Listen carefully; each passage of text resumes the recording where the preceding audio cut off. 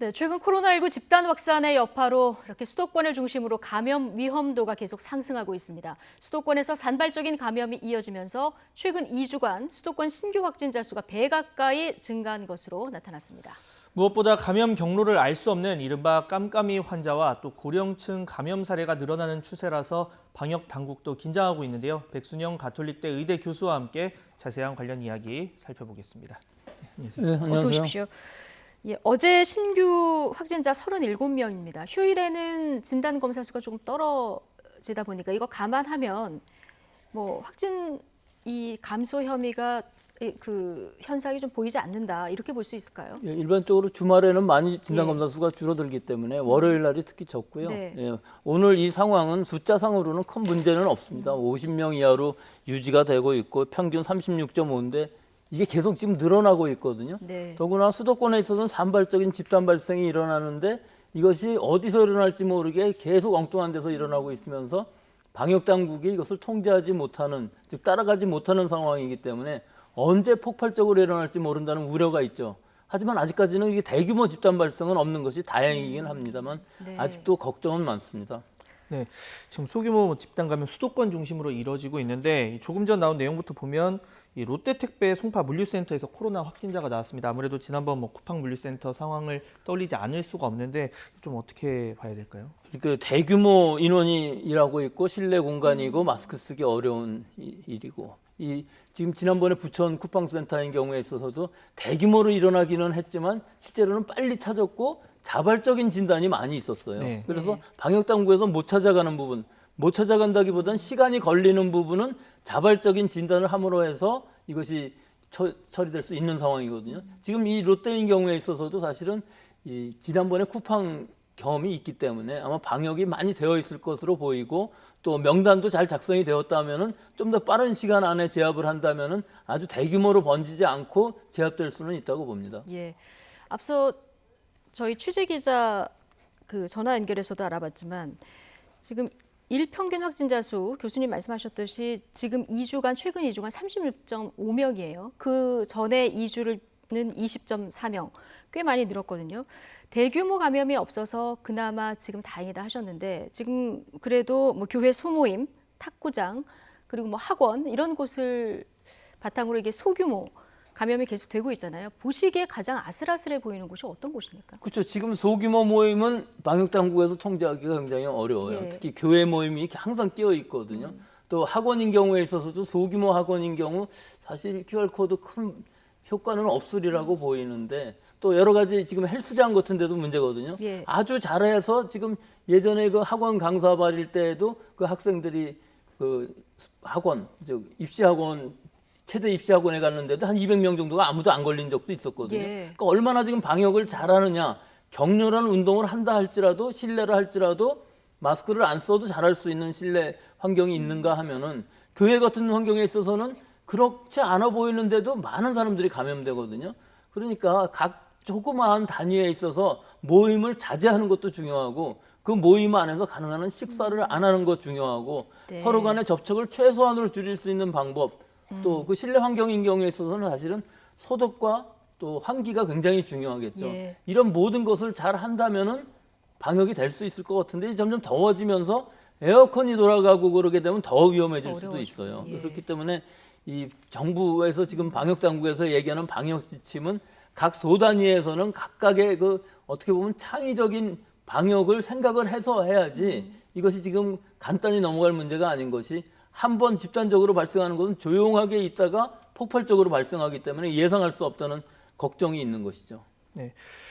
최근 이 코로나 추세를 보면 세 가지 키워드가 좀 떠오르는데 하나는 수도권, 하나는 깜깜이, 하나는 고령층입니다. 이게 방문 판매 업체 발로 또 이제 환자가 증가를 하다 보니까 고령층 확진자가 증가를 하고 있는데 또 이 합병증 이런 걸 걱정하지 않을 수가 없잖아요. 뭐 최근 연구 결과 보면 또 코로나 바이러스가 뭐 당뇨나 심장 손상이 있을 경우에 더 위험하다 이런 얘기도 있고 걱정이 많이 되는데. 원래부터 고령자, 기저질환자 그 중에서도 당뇨라든지 심혈관계 질환이 굉장히 위험하다고 처음부터 얘기가 됐었던 부분이고 네. 특히 고혈압 환자들이 제일 많았었어요. 그 환자 중에는 이런 분들은 사실은 감염이 되게 되면 감염 자체는 뭐 더 쉽게 된다, 어렵게 된다 이런 부분은 아니지만 감염되었을 때 여러 가지 염증 반응 같은 것들이 더 심각하게 일어나고 즉 폐렴도 많이 일어나고 온몸의 장기에 어린아이들에서도 지금 나타나지 않았었습니까? 이게 이 바이러스의 고약한 점이 한 가지 장기, 즉 폐렴, 소화기 또는 폐렴만 일으키는 것이 아니라 네. 온몸의 장기들을 다 감염시킬 수 있다는 아주 네. 무서운 바이러스인 건 사실이거든요.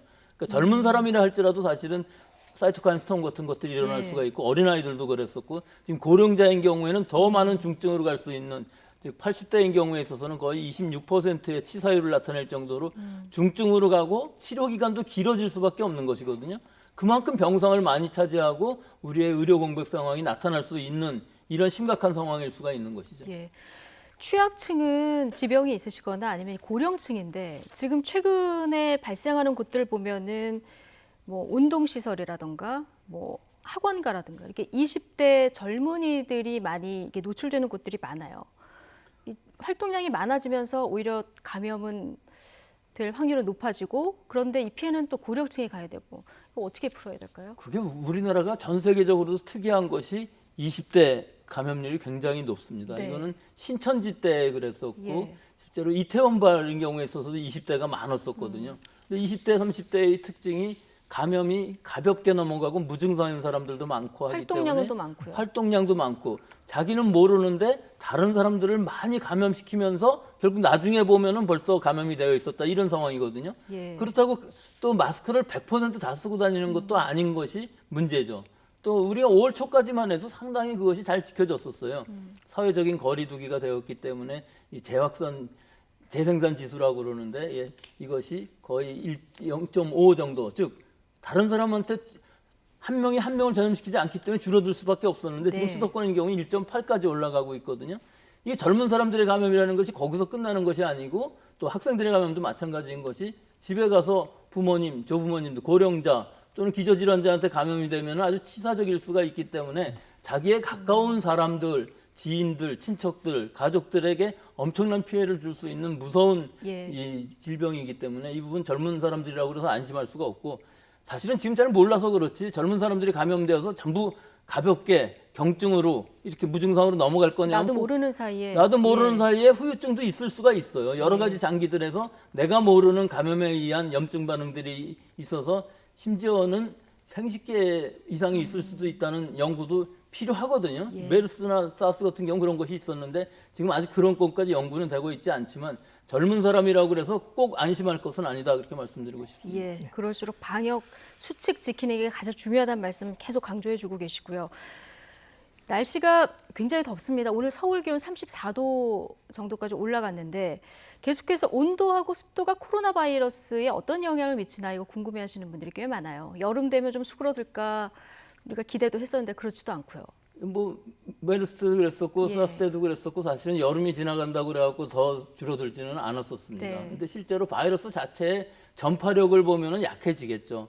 즉 온도가 높아지고 습도가 높아지면은 약해지는 건 사실이지만 예. 사실 이 바이러스가 전염력이 약하다는 거하고 감염된다는 거하고는 큰 문제가 없는 것이 결국은 접촉이 많아지면은 감염이 더 쉬워지는 것이기 때문에 인도나 인도네시아들 뭐 30도가 훨씬 넘어가는 온도가 계속되는데도 계속 환자가 늘어나고 폭발적으로 늘어나고 있지 않습니까? 네. 따라서 일반적인 상황이라고 그러면 어느 정도 약해지겠지만 또 거리가 많이 떨어져 있다면은 문제가 좀 간단해질 수 있겠지만 지금 온도라는 습도라는 조건으로서 전파력이 줄어들 수 있느냐 하는 것을 보면은 지금으로서는 아직 이 코로나 바이러스가 우리 북반구에서는 여름을 넘어가지는 않았습니다만 네. 지금 예상하는 바로는 이 온도 습도에 대해서는 그다지 영향을 받지 않을 것이다 하는 것이 중론이라고 봅니다. 지금 날씨 얘기를 좀 해주셨는데 사실 진짜 이 날이 더워지니까 더 두려운 게 마스크를 쓰기가 힘들다. 그러니까 뭐 겨울이나 봄보다는 땀도 나고 막 습기도 차고 하니까 저도 막 떼약볕 아래서 마스크를 좀 벗을까 이런 생각을 뭐 한두 번 해본 게 아닌데 이런 상황에서 뾰족한 해결책이랄 게 뭐가 있을까요, 좀? 이런. 글쎄요, 뾰족한 해결책이 결국은 없는 것인데요. 없는 즉 거고, 치료제나 뭐 백신이 없는 상황에서 치료제 있다고 할지라도 뭐 그다지 지금 우리나라에 들어와 있지도 않고 네. 또 KF-AD라는 마스크가 지금 개발되지 않았습니까? 뭐 수량은 부족해서 다 살 수는 없습니다만은 결국은 가볍고 잘 비말을 막아줄 수 있는 마스크를 쓰므로 해갖고서 젊은 사람이라든지 혹은 이 증상을 가지고 있는 어떤 증상을 가지고 있는 사람들이 다른 사람들한테 전파하는 것을 막을 수가 있는데 실제로는 두 가지를 나눠서 써야 되는 이유가 이 환자들이 있는 상황이라면은 즉 밀폐된 상황에서 뭐 에어컨이 돌아가고 있든가 장시간을 같이 있어야 되는 상황이라면은 이 AD 마스크를 써서는 방어 목적으로서는 좀 불안하겠죠. 그렇기 예. 때문에 그럴 때에는 KF 마스크를 꼭 쓰는 것을 권장드리지만 일반적으로는 KF AD 마스크를 권장드릴 수 있고 일반적인 덴탈 마스크도 그렇고 또 한 가지는 여름이 오면은 좀 사람이 많은 곳에서는 마스크를 꼭 써야 되겠지만 자기 혼자 걸어가고 있는 야외 환경에 있어서는 좀 마스크도 벗을 수 있는 여유도 있을 수 있을 예를 거라고 들면 봅니다. 뭐 산책을 할 경우에 거리가 충분히 떨어져 적어도 있으면 2m 이상 거리가 충분히 떨어져 예. 있고 사람이 오는 것이 보인다면 얼마든지 벗고서도 갈 수 예. 있는데 뭐 항상 다 쓰고 다니고 또 자전거라든지 이런 거 타면서 운동을 하고 있을 경우 같은 경우도 사실은 마스크 안 써도 되는데 네. 요새 보면은 100%다 마스크를 쓰고 다니거든요. 네. 그러니까 그런 혼자 있는 환경, 주변의 환경이 거리가 상당히 많이 떨어져 있는 야외 환경이라면은 좀 벗을 수 있는 여유도 갖고 근데 이게 학생들인 경우 굉장히 어려운 부분이 있는 것이 학생들은 많은 학생들이 모여 있다가 운동장에 나간다고 할지라도 너무 가까운 거리에 있으니까 마스크 벗기가 어려울 수 예. 있을 텐데 일반적인 고령자분들이나 산보할 때 같은 경우에는 좀 마스크를 벗는 시간도 있을 수 있을 거라고 예. 봅니다. 또 하나 짚어볼 게 코로나19 양성 판정이 나왔다가 뒤늦게 다시 음성으로 바뀌는 경우가 최근에 꽤 나옵니다. 지금 광주하고 충남 지역 사례는 가짜 양성이다 이렇게 방역 당국이 최종 결론을 내렸는데 이 가짜 양성, 위양성이라고 얘기하던데 이게 뭐고 이게 왜 이렇게 이런 결과가 나오는 건지 그래서 궁금합니다. 결론부터 말씀드리자면 진짜 그것이 위양성일까? 예. 즉 양성이 나왔다가 음성이 나올 수 있는 것은 얼마든지 경우가 있을 수 있는 것이거든요. 예전에 재확진이라는 말이 나왔을 때에도 예. 다 낫는데도 바이러스가 나오지 않습니까? 일반적으로 완치가 되는 회복기의 마지막에 가면은 내 몸에 항체도 생겼지만 바이러스도 있는 시기가 있어요. 그럴 경우는 양성이거든요. 다만 좀 다른 사람한테 감염시키기는 굉장히 어려운 감염력은 낮은 바이러스라고 할 수 있지만 이런 상황이 있을 수가 있는 것이기 때문에 꼭 그 양성이 틀렸다고 할 수는 없는데 얼마든지 여러 가지 경우의 수가 있을 수 얼마든지 있거든요. 검사할 수 있는 방법이 있어요. 그 양성 샘플을 다시 해보니까 양성이 맞았다고 하거든요. 네. 그럼 그 유전자 염기 서열을 분석해 볼 수도 있고요. 이 환자의 뭐 환자는 아닙니다. 일단 양성이 나온 양성자의 면역 진단을 해볼 수도 있어요. 예. 그래서 거쳐 바이러스가 지금 노출이 됐었는지 안 됐었는지도 확인해 볼 수 있는데 이 롯데월드 방문했던 원무고등학교 여학생인 경우에 있어서는 사실 그 검체 자체가 없다고 그러니까 네. 그다음에 레피드 킷이라는 신속 진단 키트로 항체를 검사했어요. 그런 것이 아니라 IF라든지 엘라이자 같은 정확한 키트를 가지고서 항체를 검사해 보면은 한 번도 노출된 적이 없다는 걸 알 수가 있거든요. 그러면 양성이 잘못된 것이죠. 하지만 광주에 있는 경우에 있어서는 여러 가지 방법들로 할 수가 있기 때문에 예. 방역 당국에서 그 부분들을 확실하게 밝히지 않은 것이 좀 왜 그런지 모르겠습니다. 분명히 다 실험을 해봤을 것이고 추적 조사를 해봤을 텐데 그런 부분을 밝혀야만 국민들이 그 진단 키트 또는 진단 검사 자체에 대한 의문을 풀 수 있을 것이라고 봅니다. 네. 자, 해외 사례도 좀 보겠습니다. 지금 중국 상황을 보면 중국이 한동안 이 코로나19 뭐 거의 확진자가 없다 뭐 이렇게 발표를 하다가 베이징에서 지금 2달 만에 확진자가 나왔는데 이게 나흘 만에 50명을 넘어섰고 이 시장의 가장 큰 문제점이 뭐 베이징 전체의 야채와 뭐 이런 것들을 70% 정도 이제 공급을 하는 하루에 이제 출입하는 사람만 5만 명, 가게는 5천 개가 넘고 이런 상황입니다. 이거 어떻게 봐야 될까? 또 이국 가다 보니까 더 신경이 쓰이는데. 이게 지금 방송 들어오기 전에 들어온 데이터를 보면은 4일 동안에 79명이 발생했다고 네. 그래요. 더 늘었네요. 네, 예. 숫자는 상당히 많은데 근데 실제로 우한에 있어서의 그 시장하고는 좀 많이 다른 것이 그때는 전혀 원인을 몰랐었거든요. 예. 그래서 더 많이 폭발적으로 발생을 했었고 진단할 방법도 없었어요. 네. 근데 지금 이 시장의 경우 5만 명이 왔다 갔다 하고 농수산물뿐만 아니라 여러 가지 모든 식품들을 즉 신선식품들도 다 취급하고 있는데 연어를 자르는 도마에서 나왔다 그러거든요. 예. 그것이 연어에 있었다는 얘기라기보다는 그 환경에 오염이 상당히 많이 있었다는 걸 뜻하는 것이고 한 1000군데 이상을 조사를 했던 것 같아요. 네. 그래서 그 바이러스가 과연 동물에서 온 건지 사람에서 온 건지 지금까지 아직 확인은 안 되고 있지만 예. 아마 사람에서 왔을 것으로 보이고 또 한 가지 중요한 부분은 이 바이러스는 원래 중국에 있던 바이러스는 아니고 해외에서부터 온 바이러스라는 가능성이 굉장히 커요. 이거는 이 유전자 염기서열을 분석을 해보니까 그 전에 SVG 이렇게 제일 변이가 많이 됐던 것이 G라는 바이러스라고 그랬었는데 그것이 유럽이나 미국에 있었던 바이러스들이거든요. 예. 이 바이러스가 지금 중국에서 다시 생겼다 하는 얘기는 생겼다기보다는 중국에서는 잘 막았는데 결국은 해외에서 유입된 잠재적인 무증상 감염자가 지역사회 전파가 어느 정도 일어났었고 베이징 그렇게 열심히 봉쇄하고 막았었는데도 그 안에 이 바이러스가 지금 있었다는 것이 굉장히 심각한 일이고 아마 앞으로도 상당히 많이 나올 것으로 보이지만 이 중국 사회의 특성상 봉쇄를 잘 한다면은 예. 이 대규모 확산까지는 가지 않고 막을 수도 있을 것이라고 봅니다. 그러니까 지금 말씀하신 대로 봉쇄를 그렇게 했는데도 지금 또 발생을 했기 때문에 좀 우려가 되는 부분이거든요.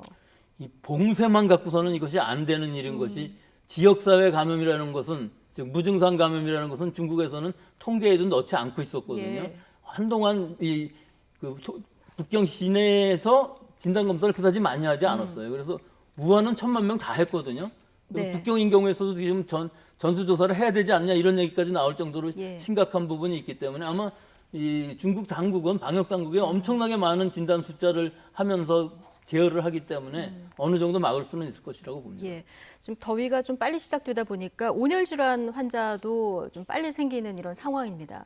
근데 온열 질환 환자하고 코로나19 환자 구분이 좀 어렵다 이런 얘기도 나오는데 어떻게 구분을 해야 근데 됩니까? 온열 환자인 경우에 있어서는 사실 우리나라에서 그다지 많이 발생하는 것은 아니고 예. 고령자인 경우 많이 발생을 하지만 열이 나는 것은 비슷하지만 바로 판별할 수 있는 즉 내과 선생님들이 잘 보시고 응급처치를 한 다음에 또 진단 검사를 바로 예. 하면 이것은 무섭지 않은데 예. 오히려 가을이 되면서 여러 가지 독감이라든지 또는 다른 일반 감기들이 유행을 하게 되면 이거 같은 이 진단을 할 수 없는 이런 부분이 더 무서운 부분이라고 생각을 합니다. 독감이 도는 가을 재유행 때를 더 주의해서 봐야 된다. 그렇죠. 지금 가을까지는 아직 더워지진 않았으면 몇 달 안 남은 상황이거든요. 그러니까 지금부터 잘 조절을 하고 또 독감 예방 주사 잘 맞지 않으면 앞으로 이 가을에 다가올 여러 가지 유행이 한꺼번에 겹치는 것이 예. 더 공포스럽게 보입니다. 네, 독감 예방 주사에 대한 얘기까지 들어봤습니다. 네, 지금까지 백순영 가톨릭대 의대 교수와 함께 자세한 이야기 나눠봤습니다. 오늘 말씀 감사합니다. 고맙습니다.